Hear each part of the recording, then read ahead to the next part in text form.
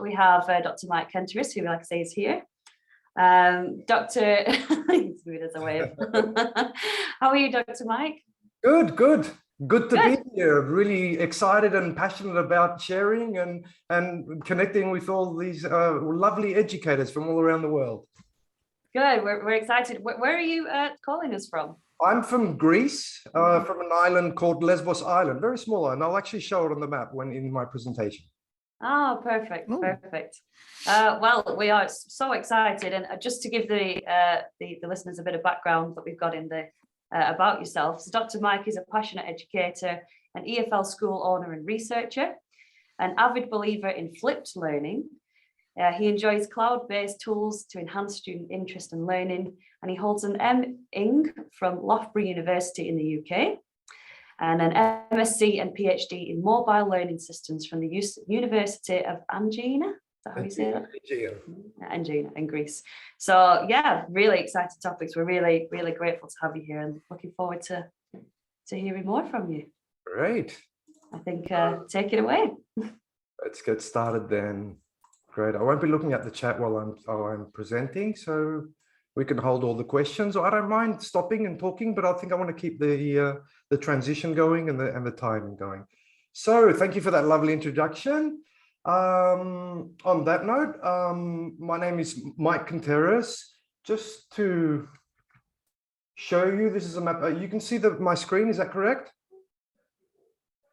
Yeah, good. Just to show you, this is a map of Europe. We've got Egypt here. I'm actually in Greece, but I'm actually more towards Turkey. And this is where I'm at, Lesbos Island, Mytilene. I have been an academic at university level, but I think what actually got me going and what I'm passionate about is teaching young learners. So I've got a small language school in the middle of the Aegean Sea, and I'm really interested in changing the way we teach and changing the way we connect with our students. And obviously that starts off with how we use instructional design models to plan and how we use our class time to, develop our students' learning. So thank you for inviting me here to talk to you today at the Innovation in Education conference. My talk is about a teaching approach that I'd say is not seen enough in today's classrooms around the world. It's called flipped learning, and its basic tenet is that with this approach, we as teachers strive to flip whatever we can from the classroom, get out that teacher talk time from the classroom, and take advantage of students constructing and actively engaging in their own learning. So, more about as we're going along.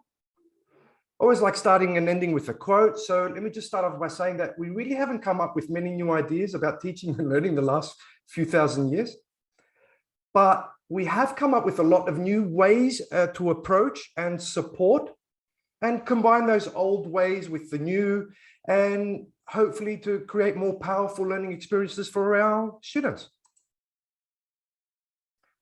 So as an educator, when I have something to do, I plan about it. And among other things, the first thing I think about is the big idea or the goals, what I'm going to do, and what the learning outcomes will be for my recipients or students. Yeah.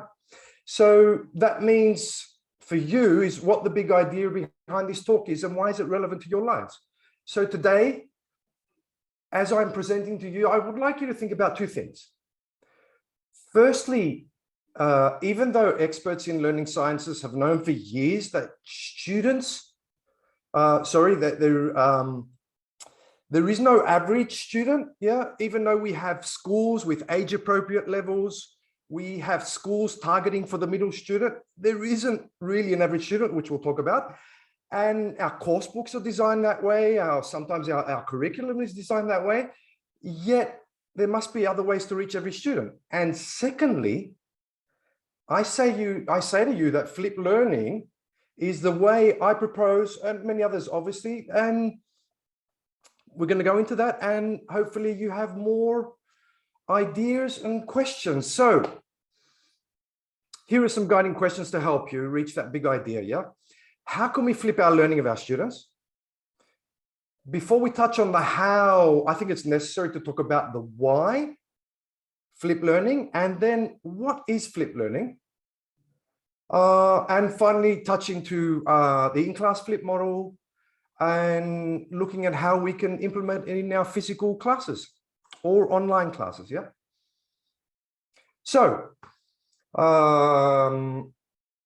what I actually want, so if some of you have picked up anything as we're going along, I would really appreciate maybe using a hashtag on Facebook or about flip learning, or what you've picked up, what you liked, what you didn't like. Yeah, so anything interesting, I would like to see it after class. Sorry, after the session, I actually would like to go and search and see if you've picked up anything. Great. So before I even talk to you about flip learning, I'm going to start off with the why we should flip learning of our students.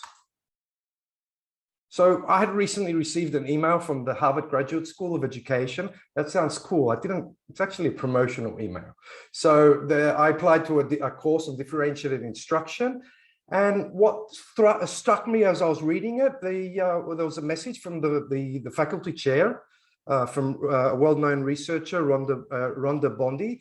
And what she was saying is, you know, here in most parts of the world, post-COVID, we have seen, and we expect even more coming in, where there's going to be a wider range of differences in what students have actually picked up through COVID teaching, and even through post-COVID, because we do say post-COVID teaching, but we're still reaching the peaks of a meager version of COVID, and a lot of students are still missing, and they're coming in, and sometimes we've got hybrid classes, which is mostly called high flex classes these days, because some are online, some are not, some are unattending, some are going onto some sort of learning management system.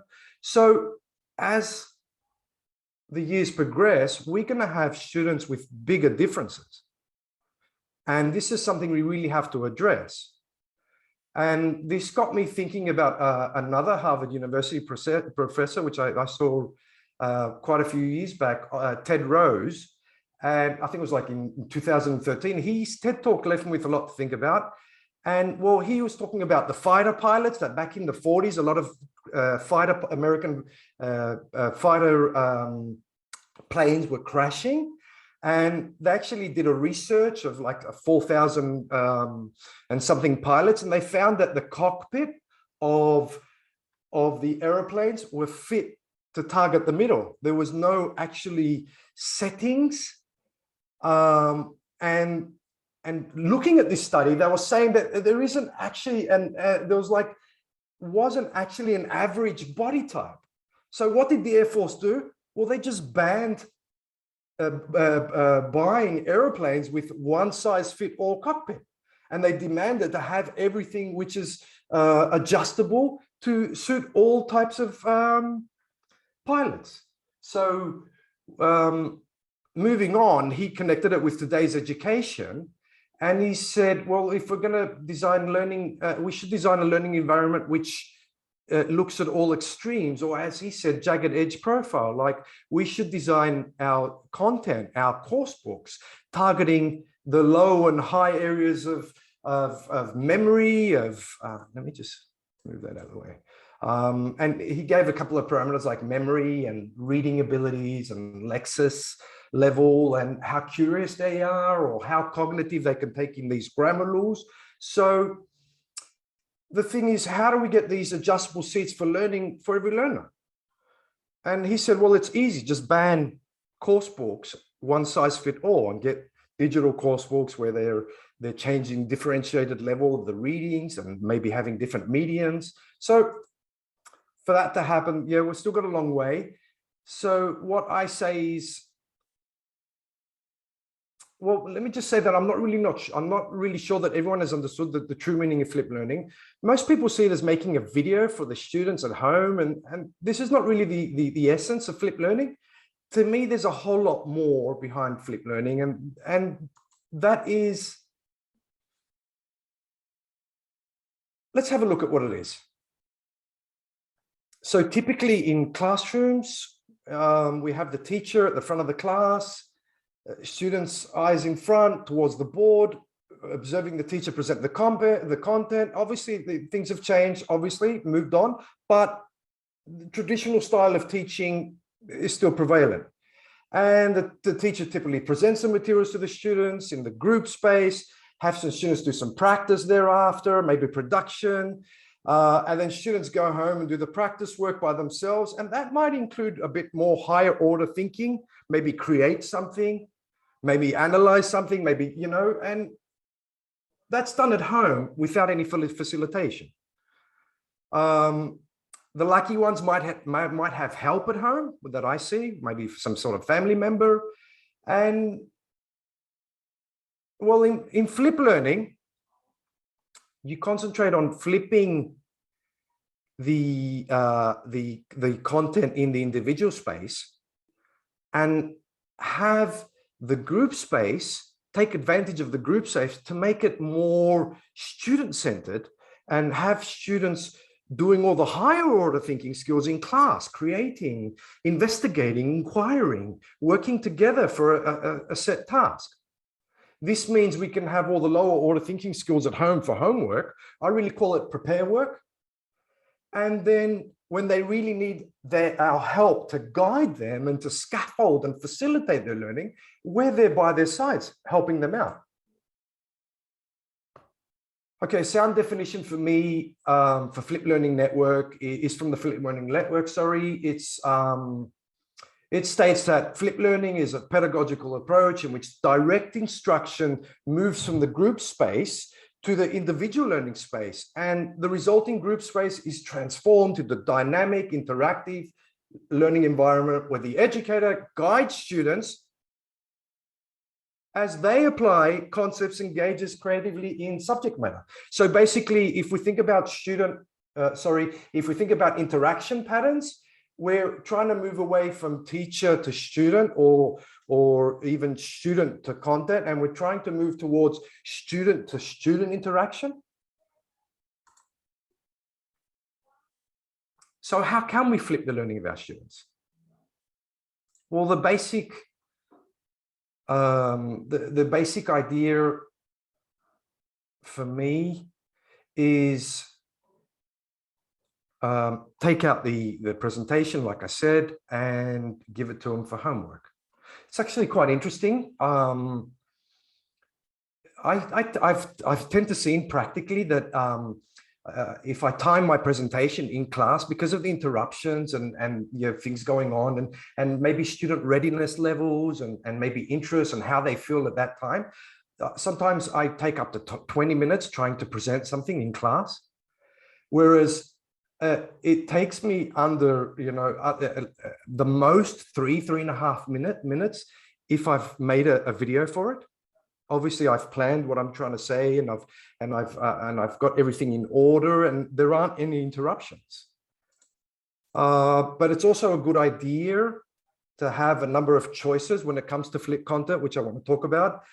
It could even just mean the course book. Get them to read the course book. Some kids like, yeah, if we're talking about EFL or ESL and English language teaching in general, you might have some language systems like grammar that you might get them to open up the course book and read the grammar rules. That's fine. Make a video about it. Find some ready-made content.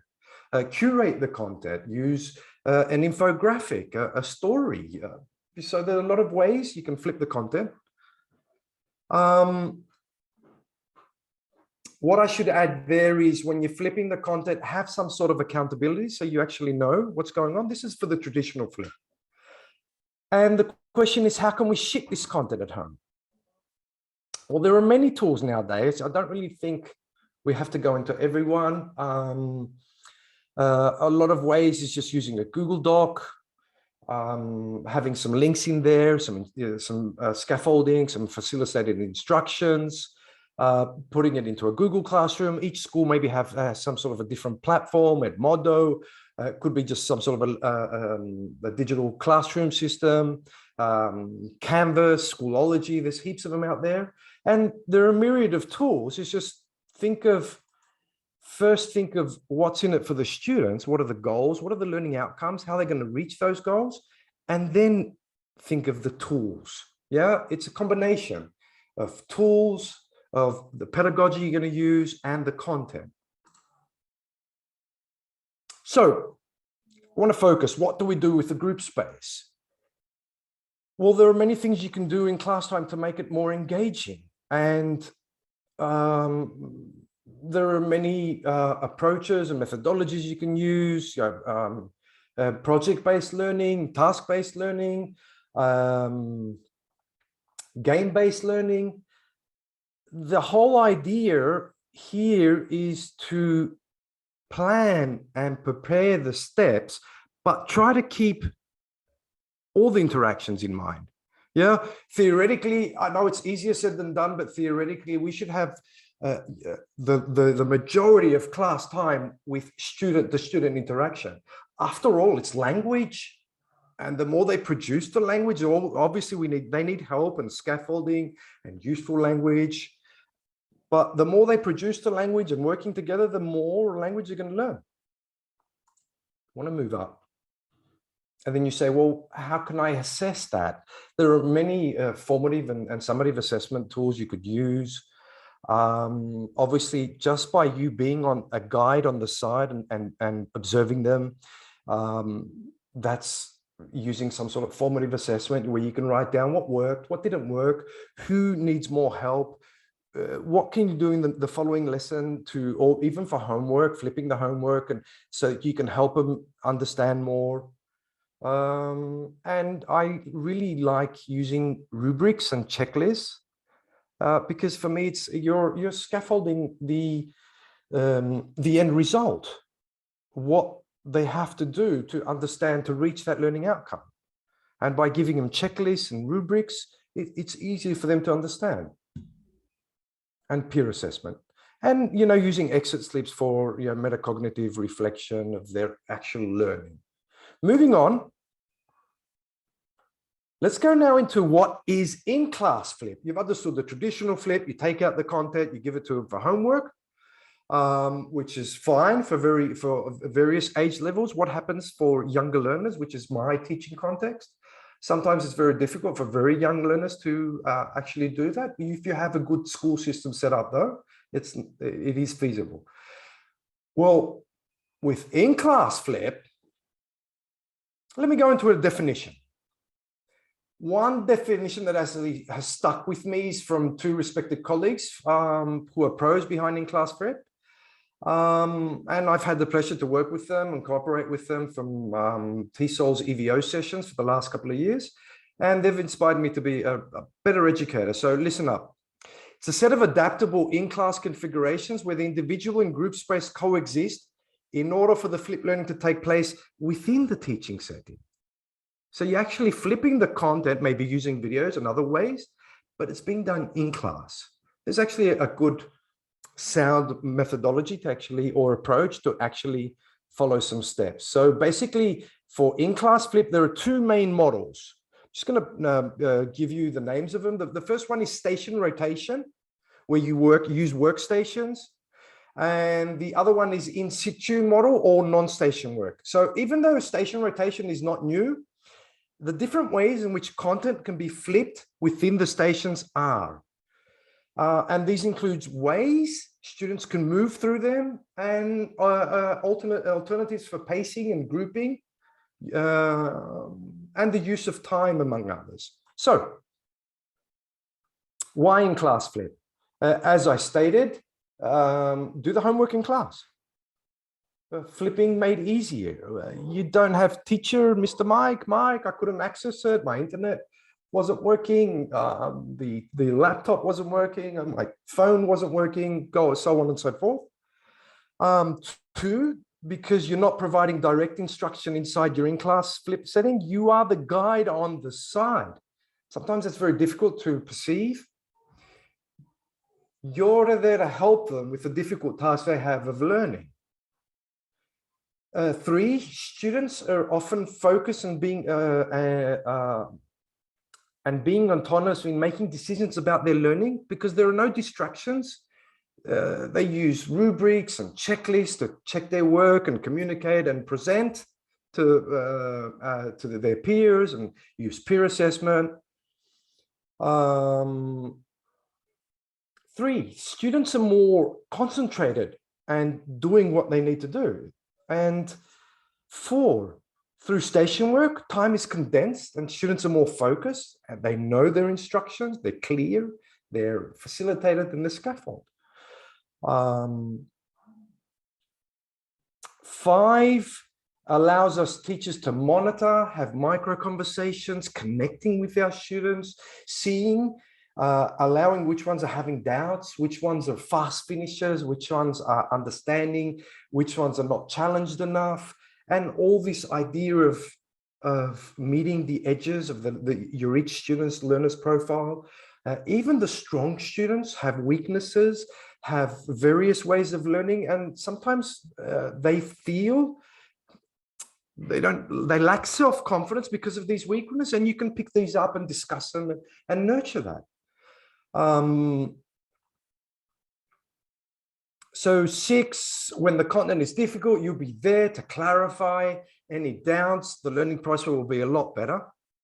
And 7, it's easier to flip complex content than actually present it in class with interruptions. So, as I said, I want to talk to you about 2 types of InClass Flip, the station rotation, the in situ model. And this is basically how you set up your classroom to be either workstations or in small groups or pairs, or if you have them in situ, which means they access content individually.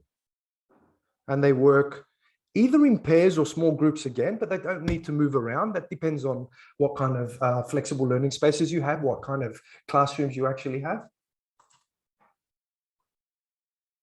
So as I've already stressed, I hope an in-class flipped classroom setting is, the content has to be selected intentionally and flipped. But there are many other types of, that's a flip station. There are many other types of stations we could use in the group space. As you can see, let's have a look at these individually and see what types of stations we could use in our station rotation setting. So, as I said, the flip station is where you put all the content students need to access on their own. Obviously, most of you think, okay, let's make a video, let's curate a video. So you probably need technology, but you don't. You can just use the course book. You can use some extra reading material you've printed off. You can use those laminated flashcards you've got. You can make a poster, and that poster can have all the flipped instructions. It doesn't need to be video and tech. Hopefully you've understood that. So after you flip the content, they've picked up what content they should know, be able to understand, maybe to analyze. We then have the practice stations. And the practice stations could have any types of activities. Hopefully you could base it on Bloom taxonomy, from using the verbs from low order thinking skills up to higher order thinking skills as they're progressing through the rotations. But again, you can use many props. Again, I stress you can just use the course book for activities. You have to think of how student-to-student interaction is going to happen, some paper, some props, maybe role playing. Okay, there is also a type of in-class flip station called independent station. I think this is more if you're planning to review a topic. Maybe it's called the wildcard station, where if you have fast finishers or some maybe some independent reading, maybe play a game. Again, doesn't have to be tech. It could be some revision activities, and it could be for students that are waiting to go to the next station, depending on how you've planned your classwork. Okay, so we can also have a set, the flip station obviously is the one you're going to need, and the practice station, but we can also have the teacher support station.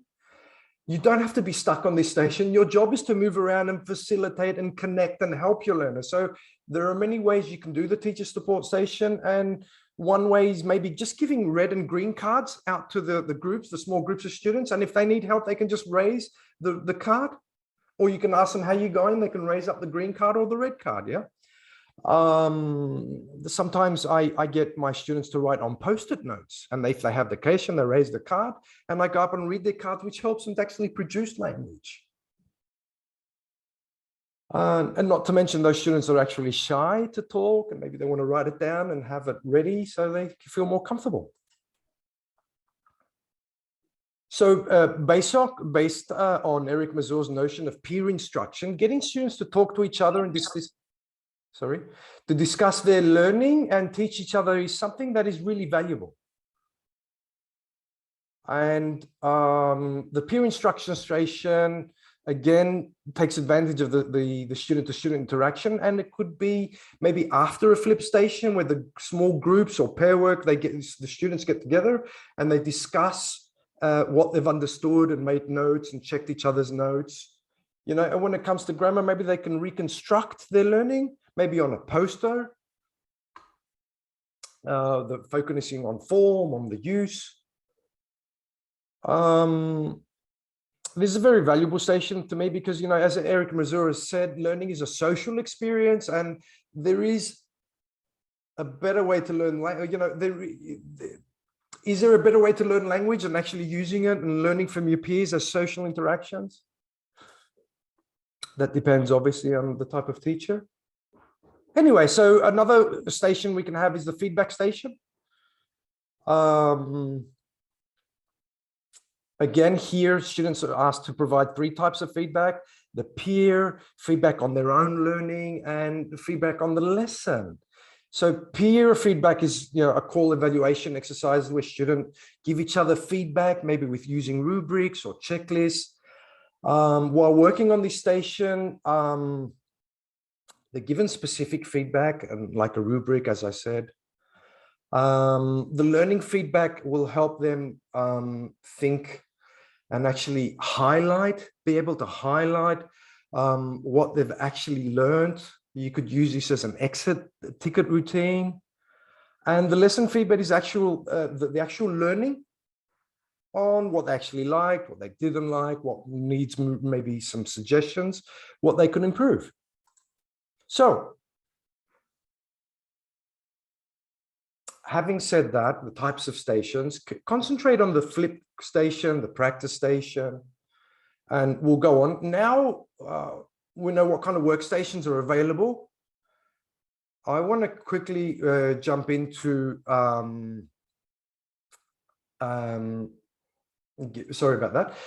Let's have a look at the types of station configurations we can have.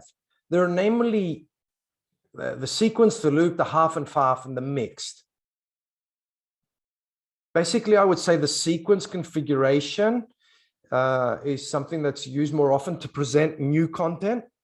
And this is where you have the flip station for the content and maybe a 1, 2, or a couple of practice stations so they can work together or individually, depending on what you want, to go through the content. Sometimes, let me just show you something. If you've got a lot of students in the class, you might have like replicas of the flip station. Again, don't think it's just technology. It could be posters, could be instructions on paper, on cards. Yes? Great. Moving on, we also have the looped sequence, is where they start off at any station. As long as they close the loop, there could be stations outside the loop, maybe with the flip station there, but they go through the whole loop.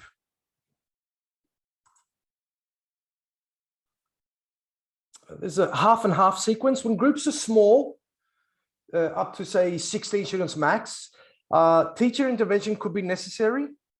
And here you could have half of the group access the flip content and half interact with the student, or with the teacher, sorry. This interaction is perfect for providing feedback to students on their products, maybe in-class tutoring, clarifying of doubts on the flip content that they actually saw.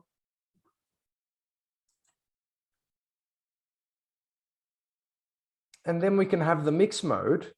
I normally use the mix mode to review content. We have some students not wanting to look at the flip content. They might just want to jump in straight into the practice content. Maybe waiting to go to the next practice station, they can go to the independent station. Maybe for a summary revision task, this mixed mode is really useful. Great. Let's just quickly touch on in situ, InClass Flip. This can be really thought of like a traditional lesson, but the only thing is that everything is ready for them to use, and mostly in digital format. Again, keeping the idea of you being the guide in the side. Maybe you can't rearrange the furniture. Maybe you don't want to. Maybe you want to work in a solo mode, which is by themselves, or in a duo mode or pair work in small groups, but following various stages, like based on the 5E instructional model, the ADDIE model, or just keeping the steps going. So let me just continue.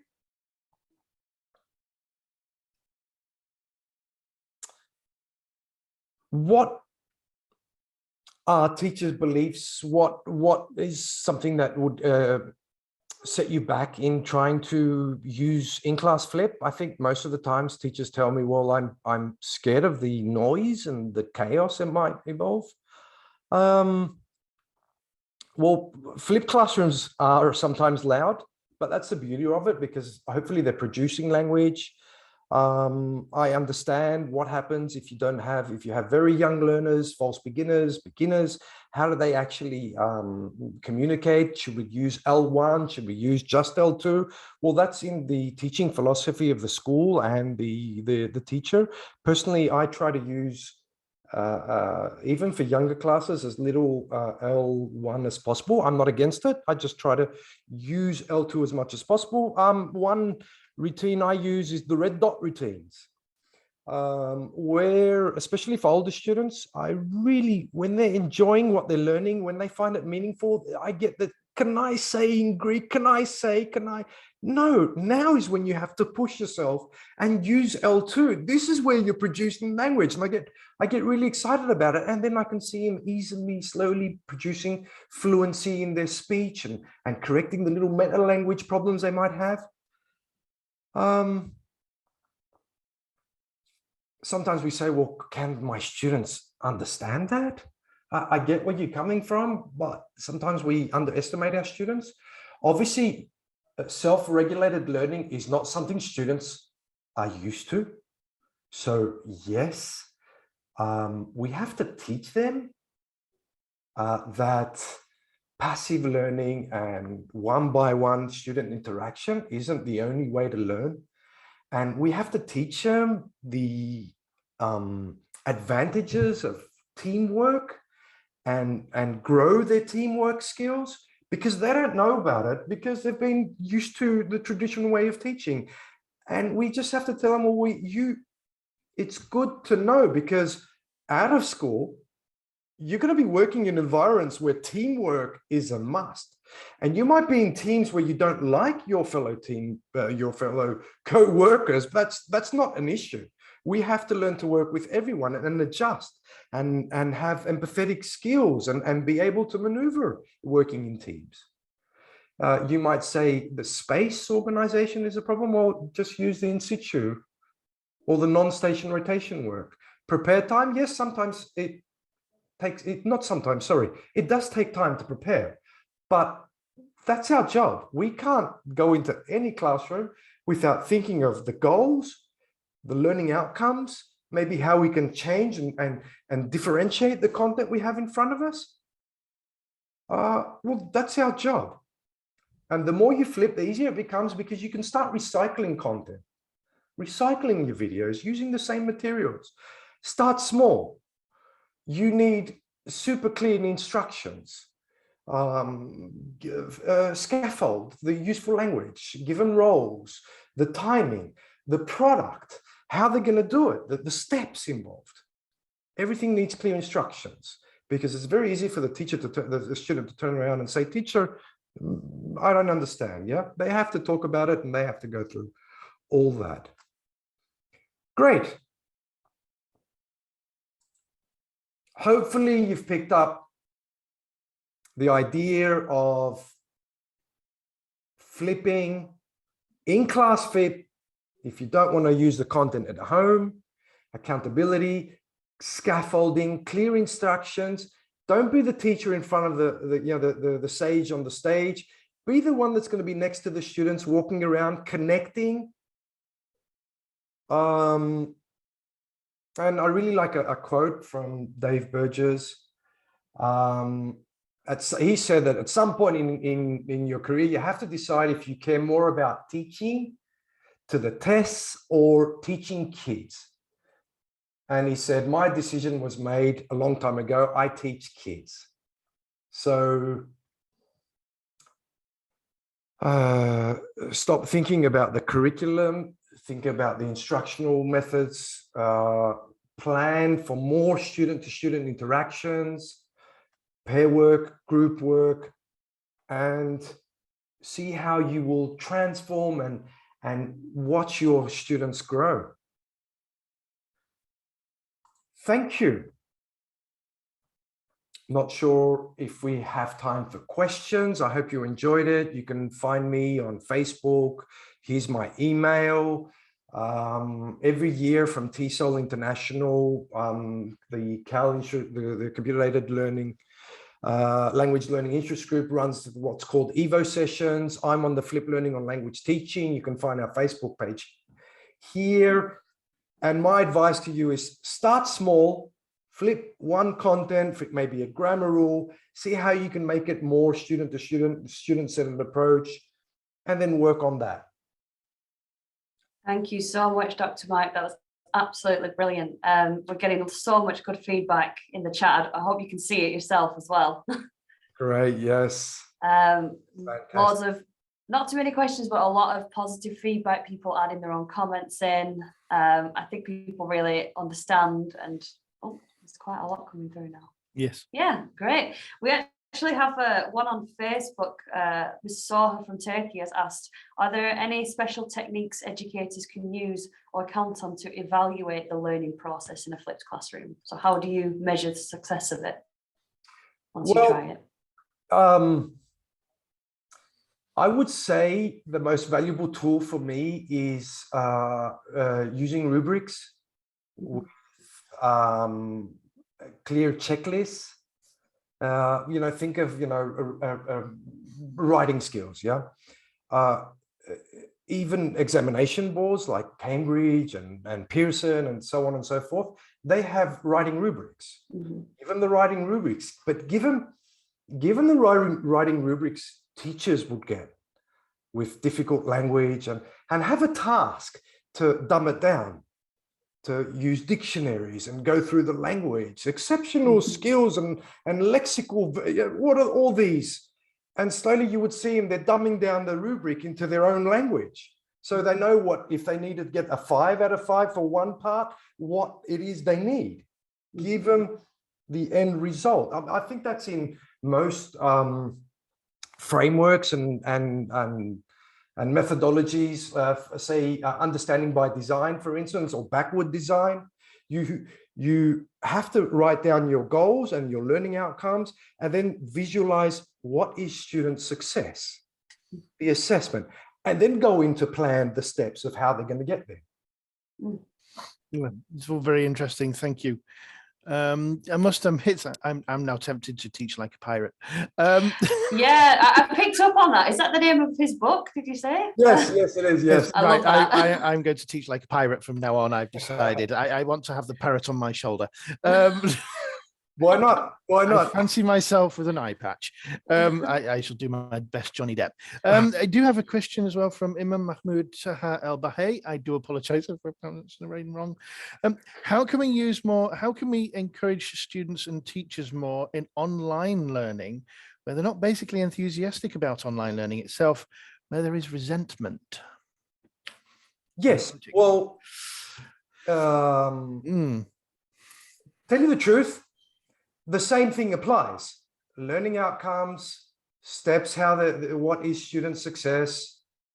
And again, keep it student to student interaction, make that more the time, because what I tend to see in my online lessons, because I'm like I said, I'm a small language school, really passionate about what I do, into research, researching different ways to get them involved, to get them passionate about their own learning.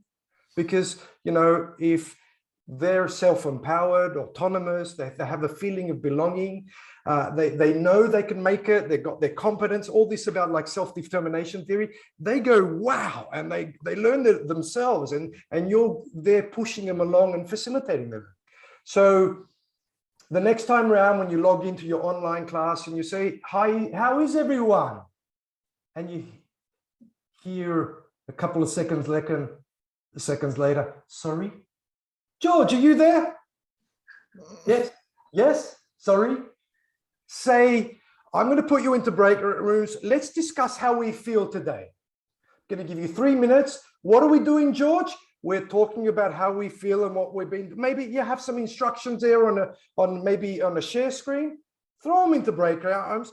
God knows what's going to happen for the next 2 or 3 minutes, because you can't be in every breakout room. Get them back and then ask one member for each class to join in the discussion.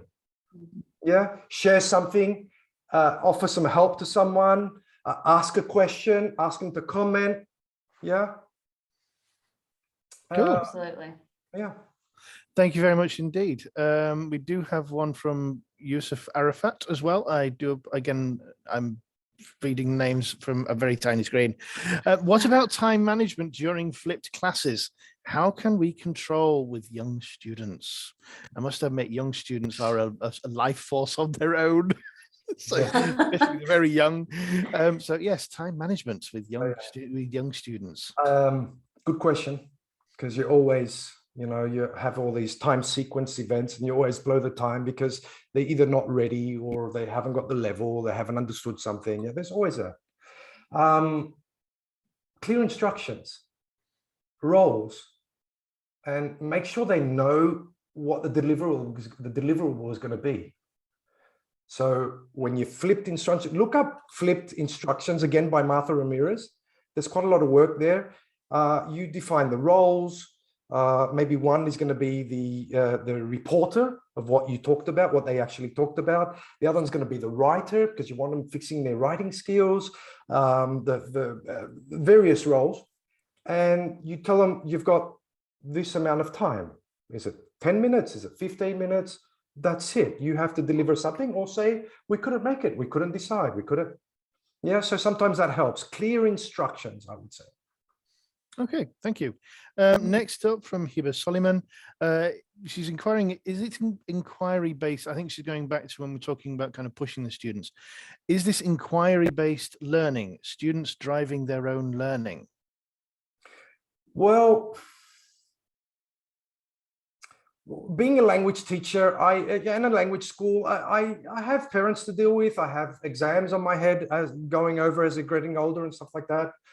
So I have to teach language skills. I have to teach language systems like grammar, vocabulary teaching. So inquiry-based learning is a lot to do with content-based learning, maybe through the CLIL approach and something like that. So I would say it's a mixed. Even if you're talking about inquiry-based learning, I would say a more of a guided inquiry-based learning approach, where you're still facilitating the steps in comparison, and giving maybe the resources in comparison to more freer inquiry-based learning. But it could be any based learning, project-based learning, task-based learning. Yeah, just keep the learning outcomes, what they're supposed to understand by the end, not do, not curriculum, not what I'm going to teach, and find ways to use student-to-student interaction, even online. Not easy. I'm not here to say I'm the guru. I know everything. I'm struggling. I work on activities. I reflect on them. I try them out again and investigate other ways. It's an ongoing. We're always learning and growing as teachers. It never stops. Yeah, quite. Yeah. Sorry, I was kind of reading the feed as we go. Kind of an important one, actually. Sana Hussein has inquired about managing discipline issues. in an in-class flip? Well, you're always going to have discipline issues, the tiredness levels, but can you think of having intrinsically motivated learners in your classroom and not extrinsically motivated learners? The whole thing is, if you can find something that's relevant and meaningful, it's not easy.